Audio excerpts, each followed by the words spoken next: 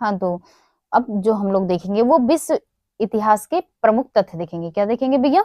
विश्व इतिहास के अब प्रमुख तथ्य जो हैं वो विश्व इतिहास से जो रिलेटेड फैक्ट हैं अब उनको देखेंगे, क्योंकि हमारा जो आधुनिक भारत है वो समाप्त हो चुका, ठीक है। उससे रिलेटेड जो फैक्ट थे वो समाप्त हो चुके हैं। अब चलिए हम देखते हैं विश्व इतिहास, ठीक है। तो शुरू करते हैं। सौर पंचांग किस देश की देन है? सौर पंचांग जो है वो मिस्र देश की देन है। किसकी देन है? मिस्र देश की, ठीक है। मिस्र के विशाल पिरामिड का निर्माण किसने करवाया? मिस्र के विशाल पिरामिड का निर्माण जो है सम्राट खुफरू ने गीजा में करवाया था, ठीक है। मिस्र के राजा को क्या कहा जाता था? मिस्र के राजा को फराओ कहा जाता था। क्या कहा जाता था भैया? फराओ कहा जाता था, ठीक है। इसके आगे, चीन की सभ्यता को किस नाम से जाना जाता था? तो वो जाना जाता था पीली नदी घाटी सभ्यता। किस नाम से? पीली नदी घाटी सभ्यता। चीन की सभ्यता को किस नाम से जाना जाता था? पीली नदी घाटी सभ्यता के नाम से जाना जाता था। पतंग उड़ाने की कला सर्वप्रथम किसने विकसित की थी? तो वो किए थे चीन ने। चीन ने पतंग उड़ाने की कला सबसे पहले विकसित किया था, ठीक है। चीन का राष्ट्रपिता किसे कहा जाता है? तो वो कहा जाता है सन्यात सेन को। किसे कहा जाता है? सन्यात सेन को चीन का राष्ट्रपिता कहा जाता है। चीनी क्रांति का नेता कौन था? तो वो भी सन्यात सेन थे, ठीक है। एशिया का मरीज किसे कहा जाता है? तो वो चीन को कहा जाता है। एशिया का मरीज किसे कहा जाता है भैया? चीन को कहा जाता है, ठीक है। यूरोप का मरीज किसे कहा जाता है? तो वो तुर्कों को कहा जाता है। किसे कहा जाता है? वो तुर्कों को कहा जाता है, यूरोप का मरीज। और एशिया का मरीज चीन को, ठीक है। इसके आगे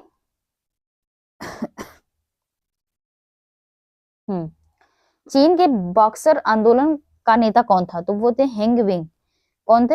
हेंग विंग थे, ठीक है। विश्व में सर्वप्रथम सिक्का व कागजी मुद्रा का प्रचलन कहाँ हुआ?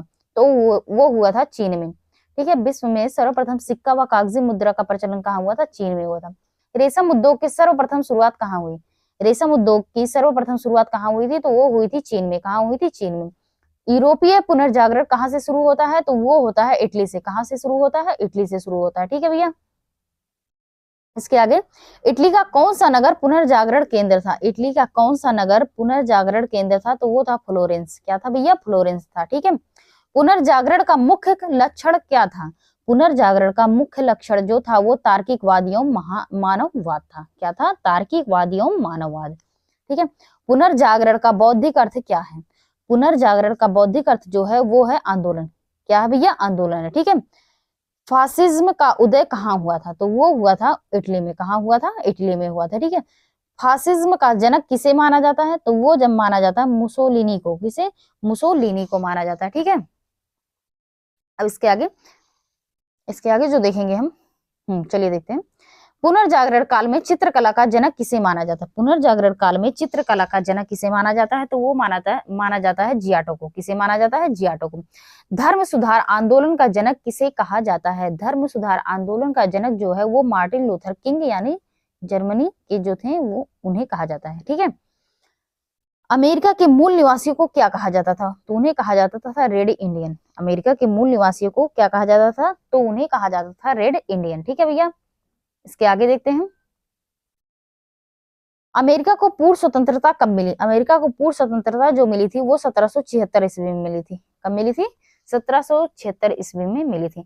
अमेरिका ने दास प्रथा पर कब प्रतिबंध लगाया? तो वो 1808 ईस्वी में लगाया था। कब लगाया था? 1808 ईस्वी में दास प्रथा पर प्रतिबंध लगाया था अमेरिका ने, ठीक है।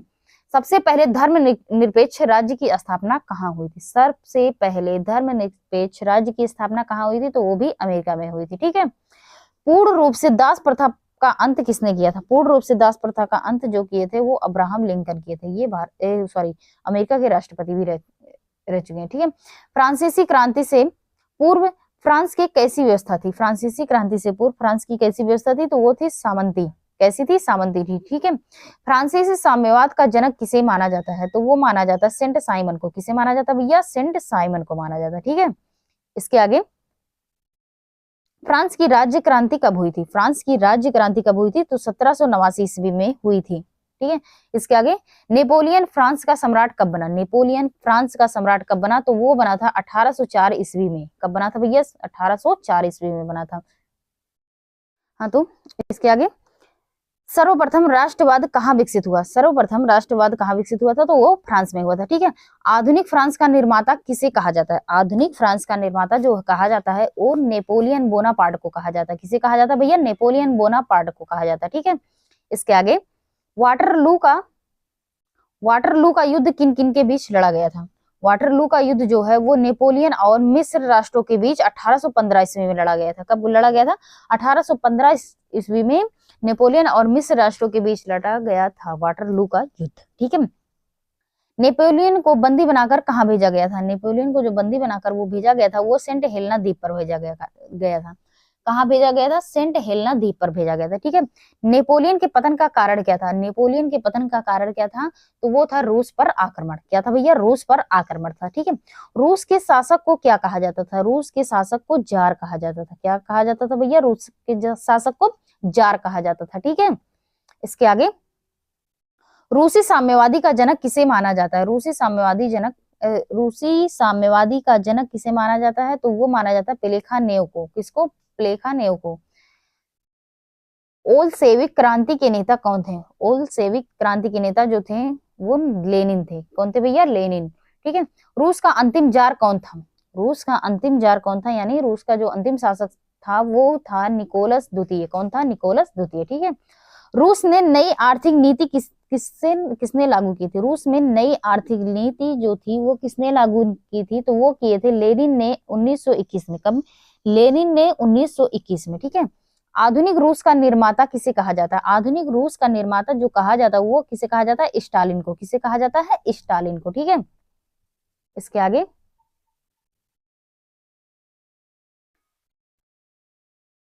सर्वप्रथम औद्योगिक क्रांति कहाँ हुई? सर्वप्रथम औद्योगिक क्रांति जो हुई थी वो कहाँ हुई थी? इंग्लैंड में। कहाँ हुई थी? इंग्लैंड में। गुलाबों का युद्ध कहा जाता था? गुलाबों का युद्ध किसे कहा जाता था? तो वो इंग्लैंड में। ठीक है। मैग्ना कार्टा क्या था? मैग्ना कार्टा क्या था? तो वो था सर्वसाधारणों के अधिकारों का घोषणा पत्र। सर्वसाधारणों के अधिकारों का घोषणा पत्र। ठीक है। नाजीवाद का उदय कहाँ हुआ था? नाजीवाद का उदय जो हुआ था वो जर्मनी में हुआ था। कहाँ हुआ था भैया? जर्मनी में। नाजीवाद का जनक कौन था? तो वो था हिटलर। कौन था? नाजीवाद का जो जनक था वो हिटलर था। ठीक है।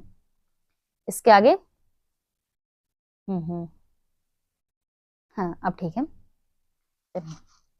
नाजीवाद की स्थापना हिटलर ने कब की थी? तो वो किया था भैया 1920 में। कब किया था? 1920 में। हिटलर की आत्मकथा का क्या नाम था? ये इंपॉर्टेंट है। हिटलर की आत्मकथा का नाम था मीन कैंप। क्या था? Mean camp. ठीक है। जर्मनी के आर्थिक राष्ट्रपिता का पिता माना जाता है। जर्मनी के आर्थिक राष्ट्रपिता किसे माना जाता है? तो वो फ्रेडरिक लिस्ट को। किसे? फ्रेडरिक लिस्ट को माना जाता है। ठीक है। कार्ल मार्क्स कहाँ का निवासी था? कार्ल मार्क्स कहाँ का निवासी था? तो वो था जर्मनी का। कहाँ का था? जर्मनी का। ठीक है। दुनिया के मजदूर एक हूं का नारा दिया था तो किसने दिया था? कार्ल मार्क्स ने। ठीक है। इसके आगे, वैज्ञानिक समाजवाद का संस्थापक कौन था? वैज्ञानिक समाजवाद का जो संस्थापक था वो कार्ल मार्क्स था। ठीक है। मेसोपोटामिया की सभ्यता कहाँ विकसित हुई थी? तो वो हुई थी इराक में। मेसोपोटामिया के देव मंदिर को क्या कहते हैं? तो उन्हें कहते हैं जिगुरत। क्या कहते हैं? जिगुरत। शीशे का सर्वप्रथम का प्रयोग कहाँ हुआ था? तो वो हुआ था मेसोपोटामिया में। कहाँ हुआ था? मेसोपोटामिया में। ठीक है। इसके आगे, हजरत मोहम्मद के बचपन का क्या नाम था? तो वो था आमीन। क्या था? आमीन। 24 सितंबर 622 को हजरत मोहम्मद की मक्का से मदीना की यात्रा को किस नाम से जाना जाता है? तो वो जाना जाता है हिजरी संवत या मुस्लिम संवत, या हिजरी संवत या मुस्लिम संवत। ठीक है। पैगंबर साहब को कहाँ दफनाया गया था? पैगंबर साहब को कहाँ दफनाया गया था? तो वो मदीना में दफनाया गया था। ठीक है। पैगंबर के उत्तराधिकारी को क्या कहा जाता था? तो उन्हें खलीफा कहा जाता था। क्या कहा जाता था? खलीफा। पैगंबर की शिक्षाओं का संग्रह किस ग्रंथ में है? तो वो है कुरान में। कहाँ है? कुरान में। ठीक है। इसके आगे, जापान में आधुनिकीकरण की प्रक्रिया की शुरुआत किसने की? तो वो किए थे सुहीतो ने। किसने? मूत सुहीतो ने। ठीक है। जापान को किस नाम से संबोधित किया जाता है? तो वो किया जाता है पीत आतंक के। किसके? पीत आतंक के। ठीक है। जापान ने रूस को कब हराया? जापान ने रूस को 1905 में हराया था। ठीक है। द्वितीय विश्व युद्ध के दौरान जापान के किन नगरों पर अणु बम गिराए गए थे? तो वो गिराए थे हिरोशिमा और नागासाकी। कहाँ? हिरोशिमा और नागासाकी की। ठीक है। इसके आगे, द्वितीय विश्व युद्ध का तात्कालिक कारण क्या था? द्वितीय विश्व युद्ध का तात्कालिक कारण जो था वो जर्मनी का पोलैंड पर आक्रमण। क्या था? जर्मनी का पोलैंड पर आक्रमण। द्वितीय विश्व युद्ध कब हुआ था? तो वो हुआ था 1939 से 45 के मध्य। कब हुआ था? 1939 से 45 के मध्य हुआ था। द्वितीय विश्व युद्ध में जर्मनी की पराजय का श्रेय किसे दिया जाता है? तो वो दिया जाता है रूस को। किसे दिया जाता है? रूस को दिया जाता है। ठीक है। पक्की सड़कें बनाने की विधि कहाँ विकसित हुई थी? तो वो हुई थी स्कॉटलैंड में। कहाँ हुई थी? स्कॉटलैंड में। ठीक है भैया। पक्की सड़क बनाने की विधि कहाँ विकसित हुई थी? तो वो हुई थी स्कॉटलैंड में। खुले द्वार की नीति का प्रतिपादक कौन था? खुले द्वार की नीति का प्रतिपादक कौन था? तो वो थे जॉन हे। कौन थे भैया? जॉन हे। प्रशांत महासागर का नामकरण किसने किया था? प्रशांत महासागर का नामकरण जो किए थे वो स्पेन निवासी मैगलन ने किया था। किसने किया था? स्पेन निवासी मैगलन ने किया था। ठीक। इसके आगे, समुद्री मार्ग से संपूर्ण विश्व का चक्कर लगाने वाला व्यक्ति कौन था? समुद्री मार्ग से संपूर्ण विश्व का चक्कर लगाने वाला व्यक्ति कौन था? तो वो था मैगलन। कौन था? मैगलन था। ठीक है। इसके आगे, 100 चूहों की अपेक्षा एक सिंह का शासन उत्तम है, किसने कहा था? 100 चूहों की अपेक्षा एक सिंह का शासन उत्तम है, किसने कहा था? तो वो कहा था वाल्टेयर ने। किसने? वाल्टेयर ने। तुर्की में ग्रिगोरियन कैलेंडर का प्रचलन कब हुआ? तुर्की में ग्रिगोरियन कैलेंडर का प्रचलन कब हुआ? तो वो हुआ था 26 दिसंबर 1925 में। कब हुआ था? 26 दिसंबर 1925 में। ठीक है। आधुनिक तुर्की का निर्माता किसे माना जाता है? आधुनिक तुर्की का निर्माता किसे माना जाता है? तो वो मुस्तफा कलाम पाशा को। किसको? मुस्तफा कलाम पाशा को माना जाता है। ठीक है। इसके आगे, तुर्की धर्मनिरपेक्ष राज्य कब बना? तुर्की धर्मनिरपेक्ष राज्य जो बना था वो 1924 में बना था। कब बना था? 1924 में। ईसाई धर्म के प्रवर्तक कौन थे? ईसाई धर्म के जो प्रवर्तक थे वो ईसा मसीह थे। कौन थे भैया? ईसा मसीह। ठीक है। अब इसके आगे,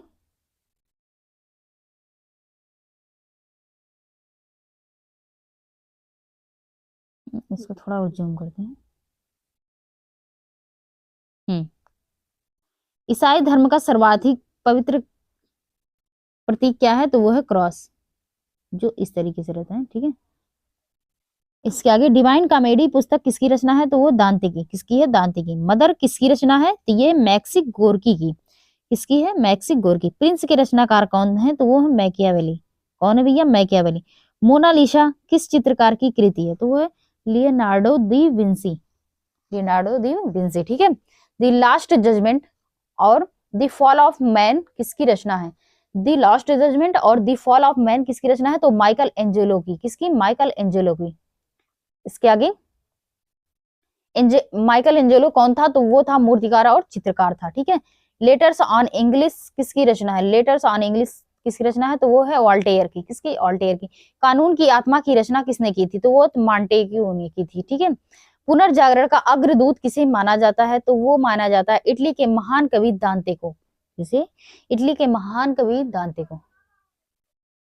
इसके आगे, दांते के बाद पुनर्जागरण की भावना को प्रश्रय देने वाला दूसरा व्यक्ति कौन था? तो वो था पेंट्रॉक। कौन था? पेंट्रॉक। मानववाद का संस्थापक किसे माना जाता है? तो वो माना जाता है पेंट्रॉक को। पेंट्रॉक कहाँ का निवासी था? तो वो था इटली का। इसके आगे, पुनर्जागरण काल का सर्वप्रथम निबंधकार कौन था? तो वो इंग्लैंड का फ्रांसिस बेकन था। ठीक है। धर्म सुधार आंदोलन का प्रातःकालीन तारा किसे कहा जाता है? तो वो कहा जाता है जॉन विक्लिफ को। किसे? जॉन विक्लिफ को। प्रशांत महासागर का नामकरण किसने किया? तो वो किया था स्पेन निवासी मेगलन ने। किसने? स्पेन निवासी मेगलन ने। ठीक है। इसके आगे, समाजवाद शब्द का प्रयोग सर्वप्रथम किसने किया? तो वो किए थे रॉबर्ट ओवेन ने। किसने? रॉबर्ट ओवेन ने। आदर्शवादी समाजवाद का पिता किसे माना जाता है? तो वो भी रॉबर्ट ओवेन को। ठीक है। ओवेन कहाँ का निवासी था? तो वो था वेल्स का। कहाँ का निवासी था? वेल्स का। वैज्ञानिक समाजवाद का संस्थापक कौन था? तो वो था कार्ल मार्क्स। कौन था? Karl Marx. कार्ल मार्क्स कहाँ का निवासी था? तो ये था जर्मनी का। कहाँ का निवासी था? जर्मनी का निवासी था। ठीक है। इसके आगे, अमेरिका में ब्रिटिश औपनिवेशिक साम्राज्य की नींव किसके शासनकाल में डाली गई थी? तो वो डाली गई थी जेम्स प्रथम की। ठीक है। अमेरिका स्वतंत्रता संग्राम का नायक कौन था? तो वो था जॉर्ज वाशिंगटन। कौन था भैया? George Washington. अमेरिकी स्वतंत्रता संग्राम का प्रारंभ कब हुआ था? तो वो हुआ था बोस्टन की चाय पार्टी से। जो कब हुआ था? 1773 ईस्वी में। ठीक है। इसके आगे, नेपोलियन को किस अन्य नाम से जाना जाता है? तो वो लिटिल कारपोरल। किसके नाम से? लिटिल कारपोरल के नाम से। नेपोलियन के पतन का मुख्य कारण क्या था? तो इसका कारण था इसका रूस पर आक्रमण करना। ठीक है। वॉल्टेयर किसका विरोधी था? तो वो था चर्च का विरोधी। मापतोल की दशमलव प्रणाली किसकी देन थी? फ्रांस की देन थी। ठीक है, इसके आगे, सांस्कृतिक राष्ट्रीयता का जनक किसे कहा जाता है? तो वो कहा जाता है हर्डर को। किसे कहा जाता है? हर्डर को। जर्मन का एकीकरण किसने किया? तो वो किया था बिस्मार्क ने। किसने किया था भैया? बिस्मार्क ने। बोल्शेविक का अर्थ क्या है? तो वो है बहुसंख्यक। बोल्शेविक का अर्थ क्या है? बहुसंख्यक। मेसेविक का अर्थ क्या है? तो वो है अल्पसंख्यक। बोल्शेविक का बहुसंख्यक, मेसेविक का अर्थ अल्पसंख्यक। ठीक है, तो ये रहा हमारा संपूर्ण इतिहास का फैक्ट जो है वो कंप्लीट होता है। ठीक है भैया, इतिहास के जितने भी पोर्शन थे, चाहे वो प्राचीन भारत हो, चाहे वो आधुनिक भारत हो, चाहे वो मध्यकालीन भारत हो, या फिर विश्व का इतिहास हो, ठीक है, ये हमारे सारे इतिहास कंप्लीट होते हैं। अब इसके आगे जो हम कल जो अन्य विषय से स्टार्ट करेंगे फैक्ट। ठीक है, तो आज के लिए इतना ही। Thank you so much.